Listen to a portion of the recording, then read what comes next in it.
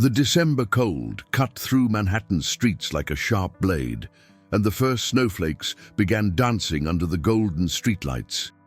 In the heart of the Upper East Side, the restaurant Le Bernardin d'Or gleamed like a jewel among the stone buildings, its windows emanating a welcoming warmth that contrasted with the coldness of the New York night. Sofia Martinez adjusted her impeccable white apron for the 10th time that evening, her hands trembling slightly, not from the cold that managed to penetrate even through the restaurant's thick walls, but from the anxiety that had consumed her since arriving at work. At 23, daughter of Mexican immigrants who worked tirelessly at 2 jobs each to support their family in Queens, Sofia carried much more than just silver trays with refined dishes on her shoulders. "Sofia, table 17 now!" The cutting voice of Madame Dubois, the French manager whose severity was legendary among the staff, echoed through the main dining room. Sofia swallowed hard, knowing that table 17 was reserved for the night's most important clients. Her parents, Maria and Carlos, were at that exact moment working their night shifts, she cleaning offices in Manhattan, he loading boxes at a warehouse in Brooklyn. The restaurant buzzed with the controlled energy typical of Manhattan's finest establishments. Crystal chandeliers cast dancing shadows on silk-covered walls, while the soft murmur of conversations in multiple languages mixed with the gentle clinking of expensive silverware against porcelain plates. Sofia had been working at Le Bernardin d'Or for 8 months, ever since she had to postpone her medical school plans due to her family's financial difficulties. "Remember, Sofia," whispered Jennifer Thompson, her colleague and closest friend at work, a 28-year-old blonde from Connecticut who was pursuing her acting dreams while working as a waitress. "Table 17 is George Strait, the country music legend. He's here after a charity concert at Madison Square Garden." Jennifer's blue eyes sparkled with excitement, but Sofia felt her stomach tighten even more. Sofia had heard of George Strait, of course. Even growing up in a predominantly Latino household where mariachi and salsa ruled the speakers, American country music had found its way into her life through school friends and radio. She knew he was called the King of Country, and that his songs spoke of simple, honest values, something that resonated deeply with her own upbringing. "Why me?" Sofia murmured, adjusting her dark hair that was tied back in a perfect bun, a requirement of the restaurant's strict dress code. "Why not Margaret or Catherine?" She referred to the more experienced waitresses who usually handled VIP tables. "Because," said Thomas Anderson, the assistant manager, approaching with his characteristic serious expression, "Madame Dubois believes you have the authenticity that Mr. Strait would appreciate. He specifically requested service from someone who understands the value of hard work." Thomas, a tall, thin man in his 40s who had worked in Manhattan's finest restaurants for over 2 decades, paused before adding, "Don't disappoint us, Sofia." The weight of those words settled on Sofia's shoulders like a lead blanket. She thought of her parents, who had sacrificed everything to give her opportunities they never had. She thought of her younger brother, Miguel, who was excelling in high school and dreaming of becoming an engineer. She thought of the medical school acceptance letter she kept hidden in her bedroom drawer, along with the financial aid rejection that had shattered her dreams 6 months ago. Taking a deep breath, Sofia picked up the wine list and headed toward table 17. The path through the dining room felt like an eternity, each step echoing in her mind, louder than the soft classical music playing in the background. She passed tables where Wall Street executives discussed million-dollar deals, celebrities from Broadway laughed softly over champagne glasses, and European tourists marveled at the restaurant's sophisticated ambiance. Table 17 was positioned near the large window overlooking Fifth Avenue, offering a spectacular view of the falling snow that was beginning to accumulate on the sidewalks. As Sofia approached, she could see George Strait's unmistakable silhouette, the perfectly styled grey hair, the well-tailored dark suit, and the relaxed posture of someone comfortable in any environment, whether a Texas ranch or a Manhattan luxury restaurant. He was accompanied by 3 people. His manager, Robert Williams, a robust man with sharp eyes who constantly checked his phone. Sarah Johnson, a music journalist from Nashville whose red hair and confident manner suggested she was used to interviewing celebrities. And David Mitchell, a philanthropist from New York who had organized the charity concert and whose presence explained the choice of restaurant. "Good evening," Sophia said, her voice coming out steadier than she had expected. "My name is Sophia Martinez, and I'll be taking care of you tonight. Welcome to Le Bernardin d'Or." George Strait looked up, and Sophia was immediately struck by the warmth in his eyes.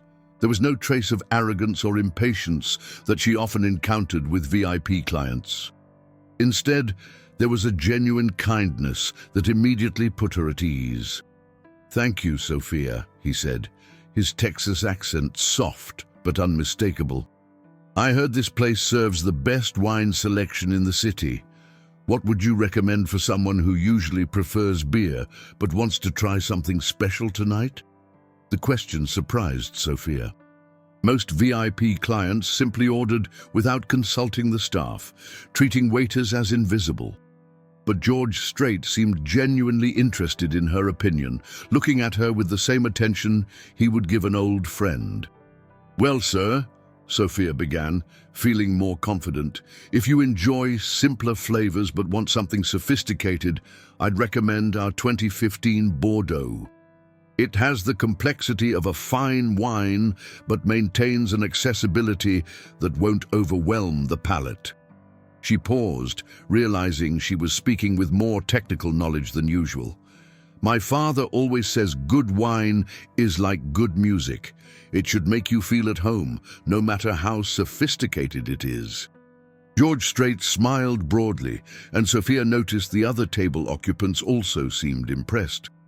"Your father sounds like a wise man. We'll take a bottle of that Bordeaux, and Sophia—" He paused, making sure he had her attention. "Thank you for the recommendation. It's clear you take pride in your work." As Sophia headed to the wine cellar, her heart was beating fast, but now with excitement rather than anxiety. Maybe this night wouldn't be the disaster she had imagined. Maybe, for once, things would go exactly as planned. She had no idea how wrong she was. The wine cellar of Le Bernardin d'Or was Sophia's favorite place in the entire restaurant. Located in the basement, away from the intensity of the dining room, it was where she could breathe and collect her thoughts. The stone walls maintained a perfect temperature, and the soft lighting created an almost sacred atmosphere among the carefully organized bottles. Sophia ran her fingers along the labels until she found the 2015 Bordeaux she had recommended. It was an expensive bottle. She knew the price could feed her family for a week, but that was the reality of working in Manhattan's luxury establishments. Every night, she witnessed financial disparities that made her reflect on the world's injustices. But she had also learned that judging people by their wealth was as prejudiced as being judged by her lack of it. "Focus, Sophia," she murmured to herself, carefully cradling the bottle as she climbed the narrow stairs back to the main floor. "This is just another table, another service. You can do this." But as she entered the dining room, she immediately noticed something had changed. The atmosphere was more tense, conversations seemed more hushed, and she could see other waitstaff glancing toward table 17 with nervous expressions. Madame Dubois was standing near the kitchen entrance, her arms crossed and her face displaying the stern expression that usually preceded someone being fired. "What's happening?" Sophia whispered to Jennifer, who was passing by with a tray of appetizers. "Table 12 is complaining about everything," Jennifer replied in a low voice, not stopping her stride. "They've already sent back 2 dishes and are threatening to leave a bad review online. Madame Dubois is furious and everyone's on edge." Sophia felt her confidence from moments before begin to crumble. The restaurant's atmosphere directly affected service quality, and she knew that when staff was nervous, mistakes became more likely. She took a deep breath, reminding herself that George Strait and his companions seemed kind and understanding. Approaching table 17, Sophia noticed the conversation was about the charity concert that had just ended. George Strait was describing how moved he had been by the response from the New York audience to the songs that aimed to raise funds for music education programs in underprivileged schools. "Music has the power to change lives," he was saying as Sophia approached with the wine. "I've seen kids who had nothing find hope and purpose through music. That's why tonight was so important." "Excuse me," Sophia said softly, not wanting to interrupt the meaningful conversation. "I have your Bordeaux." "Perfect timing," said David Mitchell, the philanthropist. "We were just discussing how art and culture can transform communities. George was telling us about some of the programs he supports in Texas."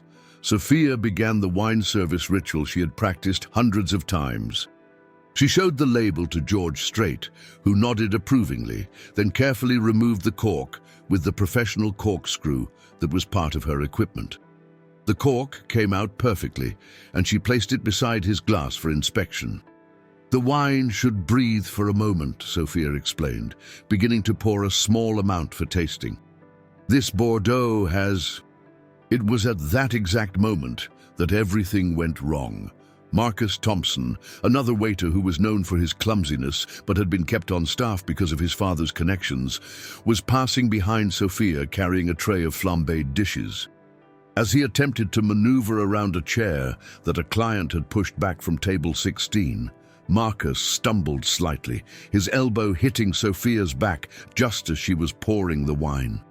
The impact was subtle, but enough to cause Sophia to lose control of the bottle. She watched in horror, as if in slow motion, as the deep red liquid splashed out of the glass, flew through the air, and landed directly on George Strait's impeccable white shirt and dark suit jacket. The dining room fell into absolute silence. The soft classical music continued playing, but it seemed deafeningly loud in contrast to the sudden absence of conversation. Sophia stood frozen, the wine bottle still in her hand, watching the red stain spread across the clothes of one of the most respected figures in American music. "Oh my God," she whispered, her voice barely audible. "Mr. Strait, I'm so sorry."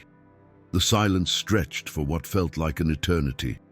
Sophia could feel the eyes of every person in the restaurant focused on their table. She could practically hear Madame Dubois' heels clicking across the floor, approaching like a guillotine, ready to fall on her head. George Strait looked down at his stained shirt, then at the spreading stain on his jacket. Sophia felt tears beginning to form in her eyes, knowing this was the end of her job, and possibly the end of any chance of working in a decent restaurant in New York. The money she desperately needed for her family, the possibility of saving for medical school, everything was dissolving before her eyes like the wine soaking into expensive fabric. "Mr. Strait," Sophia began again, her voice trembling, "please, I can pay for the cleaning or for new clothes." She knew her words were pathetic. How could she, earning minimum wage plus tips, pay for what was probably $1,000 suit? But she had to try, had to do something to fix the irreparable disaster she had caused. Robert Williams, George Strait's manager, was already reaching for his phone, probably to call someone to resolve the situation or document it for insurance purposes.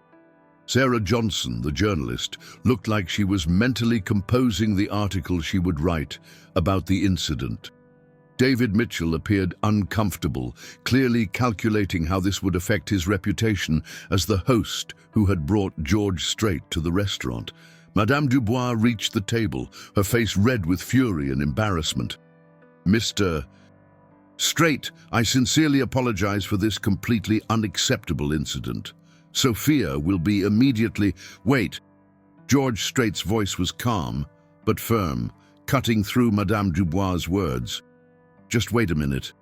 He stood up slowly, and Sophia could see the full extent of the damage. The wine had not only stained his shirt and jacket, but had also splashed onto his pants and shoes. He looked like someone who had been in a food fight, not the dignified figure who had walked into the restaurant hours earlier. Sophia closed her eyes, waiting for the inevitable explosion of anger, the demands for compensation, the humiliation that would surely follow. She thought of her parents, who would have to work even more hours to compensate for the income she was about to lose. She thought of Miguel, who looked up to her as an example of how hard work could lead to success. But when George Strait spoke again, his words were completely different from what she expected. "Sophia," he said, his voice gentle but clear enough for the entire dining room to hear, "look at me." Reluctantly, Sophia opened her eyes and looked at the man whose evening she had just ruined. What she saw in his face was not anger, but something she could never have expected. George Strait's eyes met Sophia's, and what she saw there was not the fury or disappointment she expected, but something that completely disarmed her: understanding. The restaurant remained silent, as if the entire room was holding its breath, waiting to see how one of America's most beloved musicians would react to having expensive wine spilled all over his clothes. "Sophia," he repeated, his voice carrying the same gentle tone he used when speaking to fans. "Accidents happen. I can see in your eyes that this was not intentional."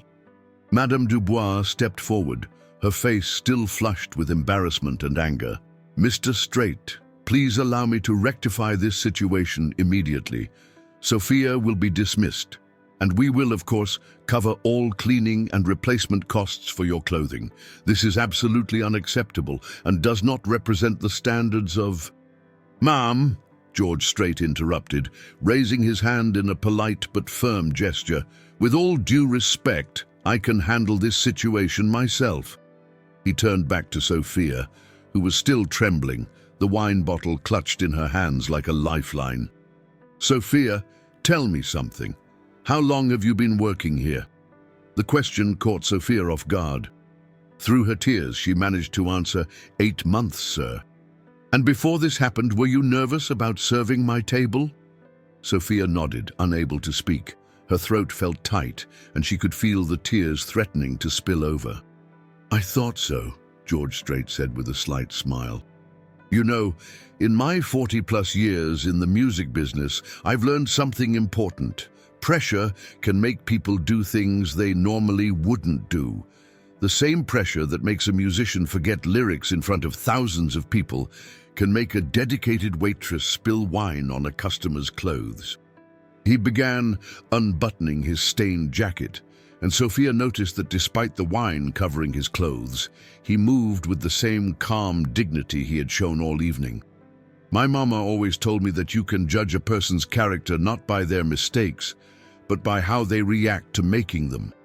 And you, young lady, have shown more genuine remorse and responsibility in the last 5 minutes than I've seen from some people in their entire lives." The dining room was beginning to buzz with whispered conversations. Other customers were craning their necks to see what was happening at table 17, and Sophia could see staff members gathered near the kitchen entrance, watching the scene unfold with expressions of disbelief. Robert Williams, the manager, seemed torn between intervening and allowing his client to handle the situation as he saw fit. "George," he said quietly, "maybe we should—" "Bobby," George Strait said, using what was clearly a familiar nickname, "I've got this." He folded his stained jacket over his arm and looked directly at Sophia. "Sophia, can you tell me why you were nervous about serving our table?" Sophia wiped her eyes with the back of her hand, trying to compose herself enough to answer. Because you're important, and I needed this night to go perfectly. My family. We need this job. I'm trying to save money for medical school, and my parents work so hard just to pay the bills. I can't afford to make mistakes." The honesty in her voice seemed to touch not just George Strait, but everyone within hearing distance. Sarah Johnson, the journalist, had put away her phone and was listening intently to every word. "Medical school?" George Strait asked, his eyebrows rising with interest. That's a noble goal. What made you want to become a doctor? Sophia hesitated, not sure why this famous man was interested in her life story, but something in his demeanor encouraged her to continue. I grew up seeing my community struggle with health problems they couldn't afford to treat properly. My grandmother died from diabetes complications that could have been prevented with better care. I want to be able to help people who don't have access to quality healthcare. George Strait nodded slowly, as if considering her words carefully. That's beautiful, Sophia. That's a calling, not just a career choice. He paused, looking around the restaurant, which was still unusually quiet. You know what? I think this wine stain might be the best thing that's happened to me tonight. The confusion on Sophia's face must have been obvious, because George Strait chuckled softly. You see, I came here tonight after a charity concert to raise money for music education. All evening I've been surrounded by people treating me like I'm somehow different, somehow above them. But you, Sophia, you've reminded me of something important. We're all just people trying to do our best in this world. He turned to address not just Sophia, but the entire table and, by extension, anyone else listening. This young woman is working hard to support her family and pursue her dreams. She made an honest mistake under pressure, and instead of making excuses or running away, she immediately took responsibility and offered to make it right. That, ladies and gentlemen, is the kind of character that built this country. David Mitchell, the philanthropist, was nodding appreciatively. Sarah Johnson had pulled out a small notebook and was discreetly taking notes. Even Robert Williams seemed moved by his client's words. So, Sophia, George Strait continued, I want you to do something for me. I want you to stop apologizing and hold your head high. You have nothing to be ashamed of. We're going to finish this evening, and you're going to continue serving our table because you're exactly the kind of person I want to be around. He turned to Madame Dubois, who had been standing frozen, clearly unsure how to handle this unprecedented situation. Ma'am, I hope you won't hold this accident against Sophia. From what I can see, she's a dedicated employee who cares deeply about her work and her responsibilities. Madame Dubois, faced with a direct request from one of the restaurant's most important customers, had no choice but to nod. Of course, Mr. Strait, if that is your wish. It is, he said firmly. Then turning back to Sophia, he added with a smile, now I believe we still have that Bordeaux to taste, and I have a feeling it's going to be perfect. As Sophia began to pour the wine again, her hands steadier now, she felt something she hadn't experienced in months. Hope. Not just hope that she would keep her job, but hope that there were still good people in the world, people who understood that everyone deserves dignity and a second chance. But the evening was far from over, and George Strait had more surprises in store. As Sophia poured the Bordeaux with renewed confidence, the atmosphere in the restaurant began to shift. Word had spread quickly among the staff and other customers about what had just transpired at table 17. Instead of the disaster that everyone expected, they had witnessed something extraordinary. A masterclass in grace, humility, and human decency. The wine service proceeded flawlessly this time. George Strait tasted the Bordeaux and pronounced it exceptional, complimenting Sophia on her recommendation. As she poured wine for the other guests at the table, Sophia noticed that conversations at nearby tables had resumed, but there was a different energy in the room, a warmth that hadn't been there before. Sophia, said Sarah Johnson, the journalist, as Sophia finished pouring her wine, what George just did was remarkable, but what you did was equally impressive. Taking immediate responsibility, offering to make things right despite the personal cost, that speaks to your character. Sophia felt her cheeks warm with the unexpected praise. Thank you, Ma'am. My parents always taught me that mistakes are forgivable, but not taking responsibility for them isn't. David Mitchell leaned forward, clearly interested. Tell us more about your parents, Sophia. What do they do? As Sophia began to share her family's story, her mother Maria cleaning office buildings throughout the night, her father Carlos working at the warehouse, their sacrifices to give their children opportunities they never had, she noticed that the conversation at table 17 was drawing the attention of other diners. But unlike the earlier stares of shock and judgment, these were looks of interest and respect. "Your parents sound like remarkable people," George Strait said when Sophia finished describing their work ethic and values. "They raised a daughter who understands the meaning of hard work and integrity. That's worth more than any amount of formal education." "Speaking of education," interjected Robert Williams, who had been quietly observing the entire exchange, "Sophia, you mentioned medical school. Where did you apply?" Sophia hesitated, not wanting to burden these strangers with her problems, but something about their genuine interest encouraged her to be honest. "I was accepted to Columbia's pre-med program, but the financial aid wasn't enough. I'm working here to try to save money, but..." She trailed off, realizing how impossible her situation sounded when spoken aloud. A moment of silence fell over the table, but it wasn't uncomfortable. Instead, it felt like the pause that comes when people are processing something important. "You know," George Strait said thoughtfully, "I've been blessed beyond measure in my life. Success in music has given me opportunities I never dreamed of when I was growing up on a ranch in Texas. But success also comes with responsibility. The responsibility to help others when you can." He reached into his jacket pocket and pulled out a business card, writing something on the back before handing it to Sophia. "I want you to call this number tomorrow. Ask for Janet Morrison. Tell her I sent you and that we need to talk about the George Strait Foundation's educational scholarship program." Sophia looked at the card in disbelief. "Mr. Strait, I couldn't possibly..." "Sophia," he interrupted gently, "one of the hardest lessons I've learned in life is knowing when to accept help. Pride is important, but it shouldn't stand in the way of pursuing your dreams, especially when those dreams involve helping other people." Sarah Johnson was watching the exchange with obvious emotion. "George, would you mind if I wrote about this? Not as gossip or sensationalism, but as a story about kindness and human connection. I think people need to hear stories like this." George Strait considered the request for a moment. "Only if Sophia is comfortable with it. This is her story as much as mine."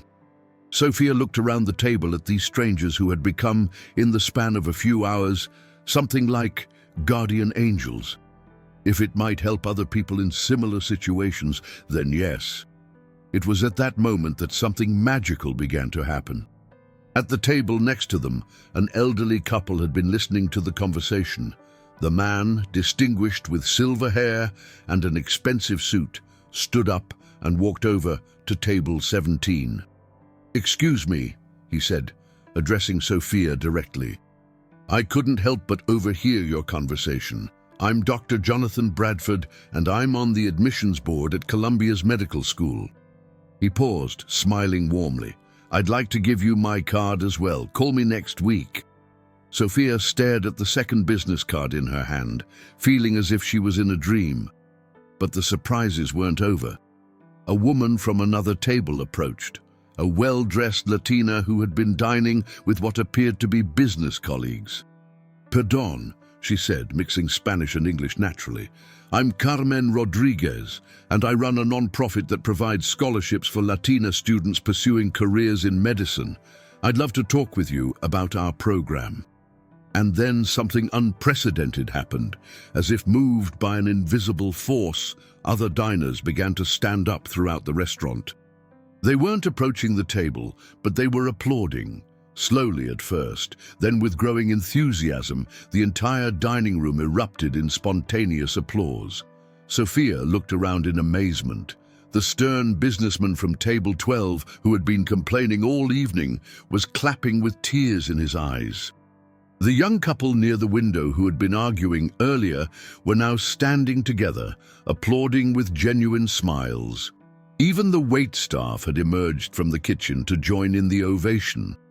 Madame Dubois, who had spent the evening scowling at various perceived infractions, was applauding with the rest, her stern expression replaced by something Sophia had never seen before, genuine emotion.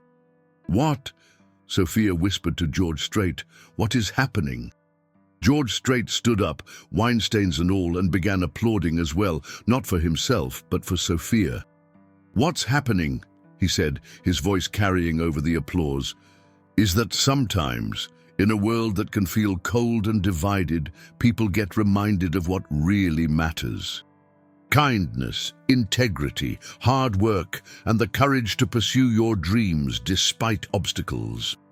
The applause continued for what felt like several minutes, though Sophia later realized it was probably less than one. But in that moment, surrounded by the approval and support of complete strangers, she felt something she had never experienced before, the sense that her dreams might actually be possible. As the applause finally died down and people began to return to their seats, George Strait remained standing. "Ladies and gentlemen," he said, his voice carrying easily through the restaurant, "I came to New York tonight to raise money for music education, believing that art can change lives. But this young woman has reminded me that change happens not just through grand gestures, but through the daily courage of ordinary people pursuing extraordinary dreams." He looked down at Sophia, who was now crying openly, but with tears of joy rather than embarrassment. "Sophia Martinez, you didn't ruin my evening. You made it the most meaningful night I've had in a long time." As the restaurant returned to its normal rhythm, Sophia realized that everything had changed. Not just the course of her evening, or even her immediate future, but her understanding of what was possible in the world. The business cards in her pocket felt like keys to doors she had never dared hope might open. But the greatest gift of all was the lesson George Strait had taught her about grace under pressure and how treating others with dignity and respect could create ripples of kindness that touched everyone around them. The night, however, was far from over. The remainder of the evening passed in a blur of meaningful conversations and unexpected connections. As George Strait and his companions finished their dinner, Sophia found herself part of discussions that ranged from music and medicine to the challenges facing working-class families in modern America. What had begun as a professional service relationship had evolved into something much deeper, a genuine human connection that transcended social and economic boundaries. Jennifer Thompson had watched the entire evening unfold with amazement. During a brief lull in service, she approached Sophia at the service station. "I can't believe what just happened," she said, her eyes bright with excitement. "In 3 years of working here, I've never seen anything like that. The whole restaurant is still buzzing about it." It was true. The energy in Le Bernardin d'Or had completely transformed. Staff members were smiling more broadly, customers seemed more engaged with each other, and even Madame Dubois had been overheard saying that perhaps the evening's events proved that exceptional service wasn't just about technical perfection, but about genuine human connection. As the evening wound down and other tables began to leave, George Strait's party remained, clearly in no hurry to end what had become a remarkable night.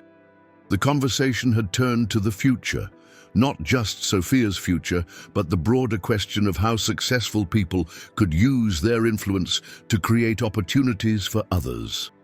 "You know," said David Mitchell, the philanthropist, "tonight has given me an idea. What if we could create a program that connects young people from working-class backgrounds with mentors in their chosen fields?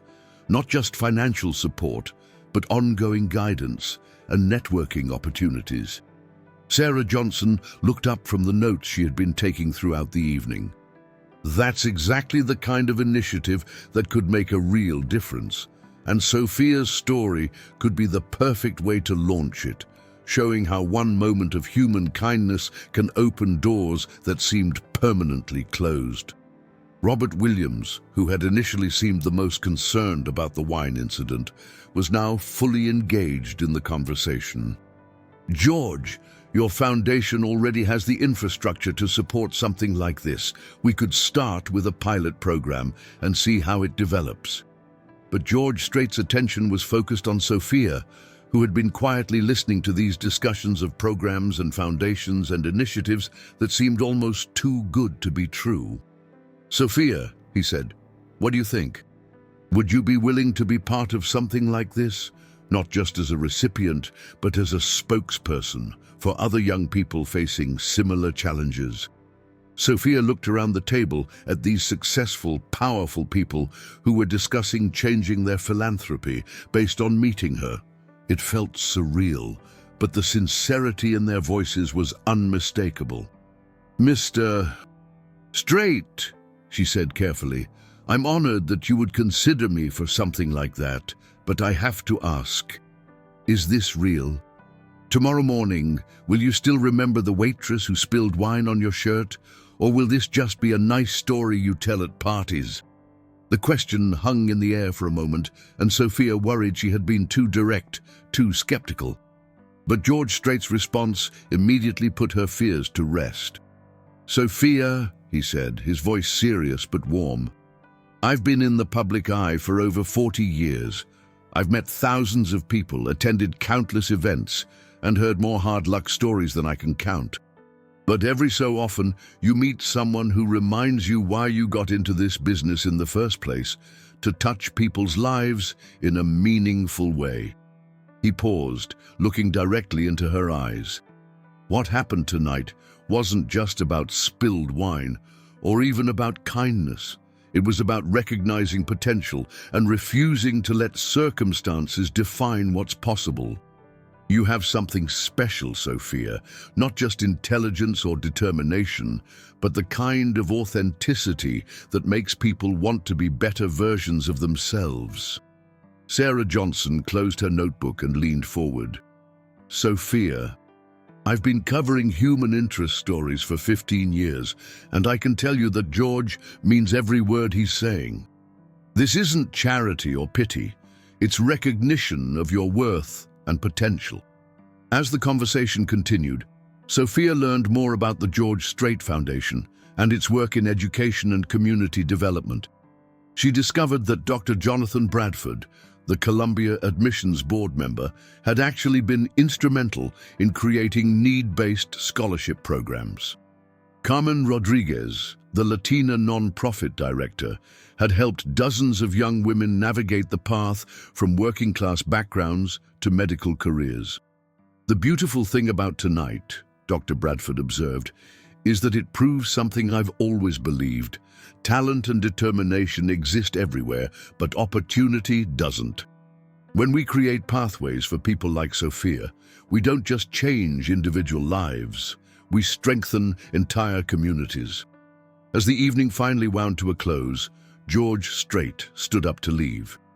His wine-stained clothes had dried, leaving permanent reminders of the accident that had started everything, but he wore them like badges of honor.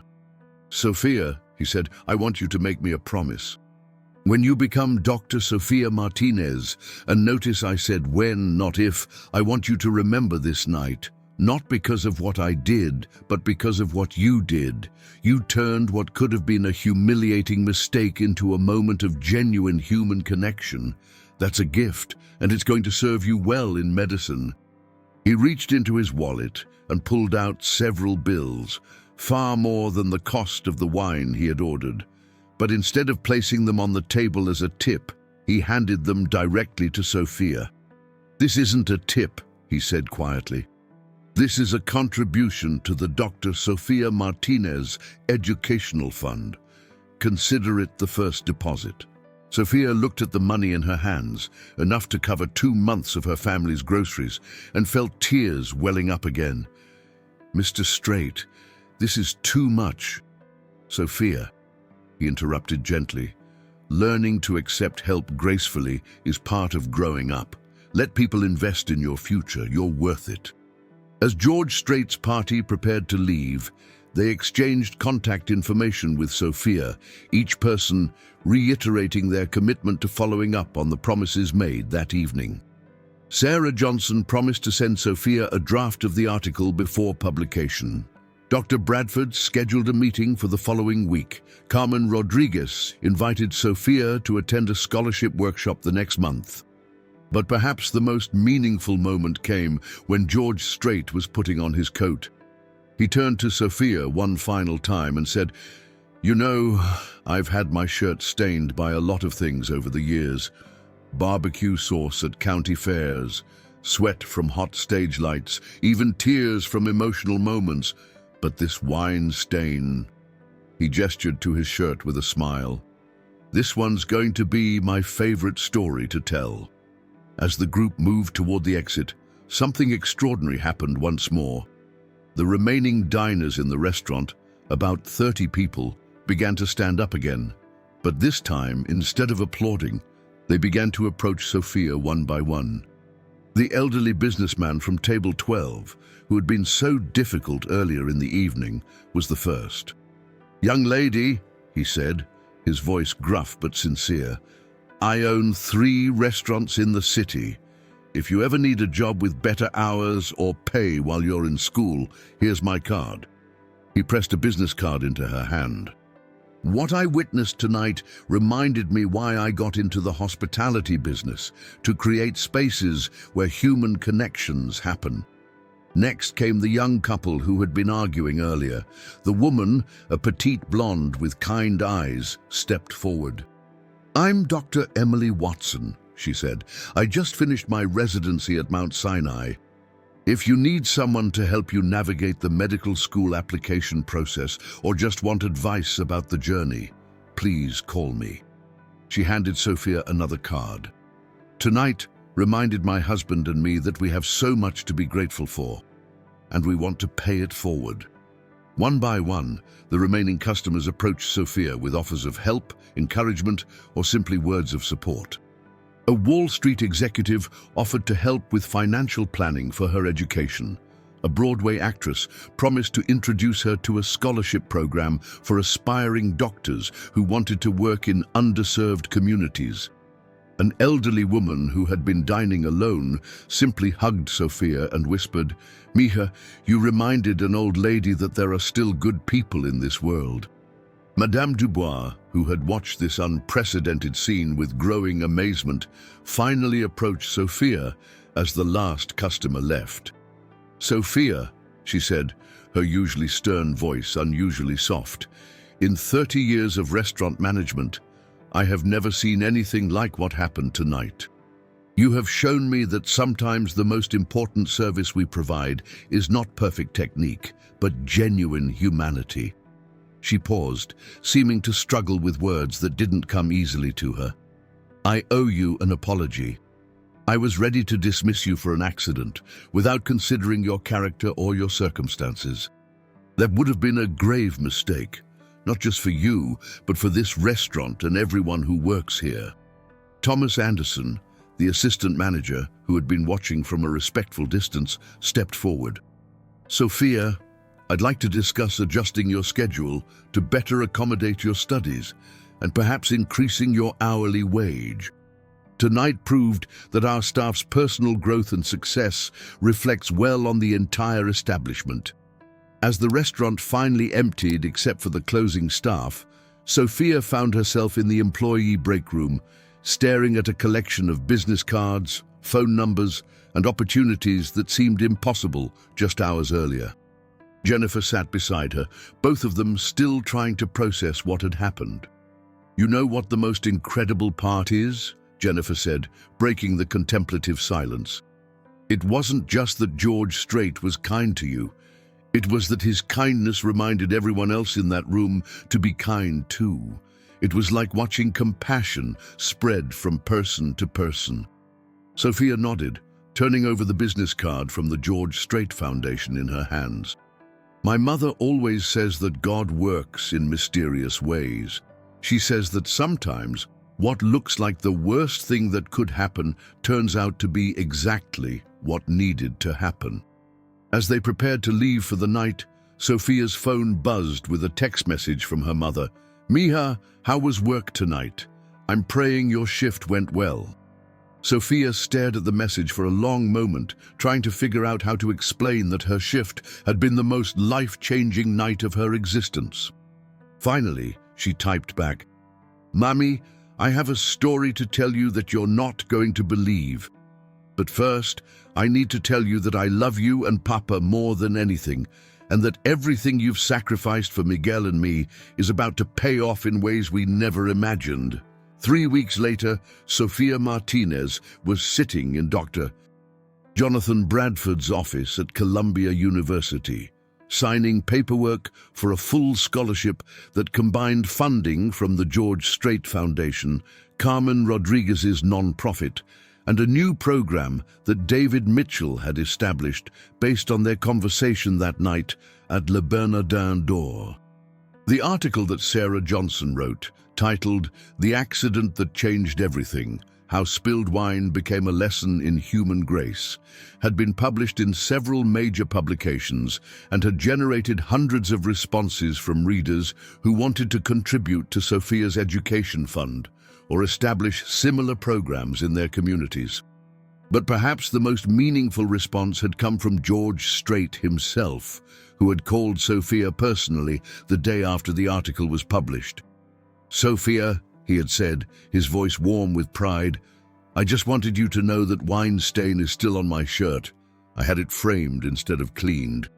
It's hanging in my office now with a little plaque that says, 'Sometimes the best things in life happen by accident.'"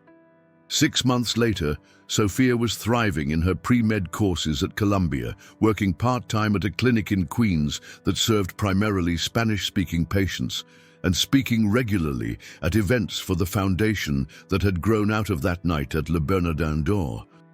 The Sophia Martinez Initiative, as it had come to be known, had already provided scholarships and mentorship to dozens of young people from working-class backgrounds.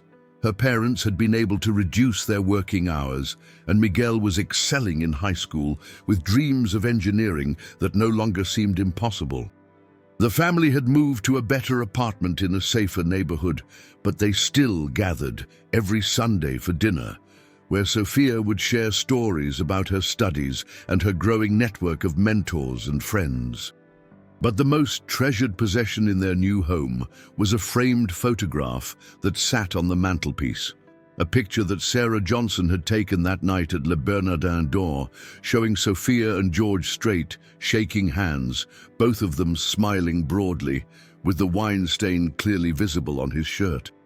Beneath the photograph was a small plaque with George Strait's words, "Sometimes the best things in life happen by accident." On quiet evenings, when Sophia was studying for her organic chemistry exams or working on applications for medical school, she would look at that photograph and remember the night when a spilled glass of wine taught her that grace, kindness, and human dignity could transform not just individual lives, but entire communities.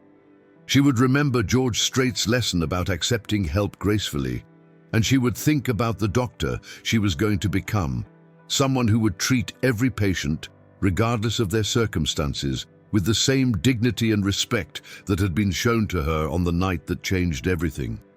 And sometimes, when she was feeling overwhelmed by the challenges of medical school or the weight of representing so many people's hopes and dreams, she would remember the sound of that spontaneous applause in Le Bernardin d'Or, the moment when a room full of strangers decided to celebrate not a celebrity's fame or wealth, but a young woman's courage to pursue her dreams despite the obstacles in her path. Years later, when Dr. Sophia Martinez opened her own clinic in Queens to serve the same community where she had grown up, she would keep a bottle of Bordeaux in her office. Not to drink, but as a reminder of the night when an accident became a blessing, and spilled wine became the foundation of a life dedicated to healing others. The wine stain that had seemed like a disaster had indeed changed everything, not just for Sophia, but for everyone who witnessed the power of human kindness to transform ordinary moments into extraordinary opportunities for connection, growth, and hope. And in a world that often seemed divided by differences of class, culture, and circumstance, the story of Sophia Martinez and George Strait became a reminder that the most important things in life, dignity, respect, kindness, and the courage to help others achieve their dreams, transcend all boundaries and unite us in our shared humanity. The accident that changed everything had become a testament to the truth that sometimes the most beautiful symphonies begin with a single, unexpected note, and that grace, when offered freely and accepted humbly, has the power to create harmony that echoes far beyond the moment it was first heard.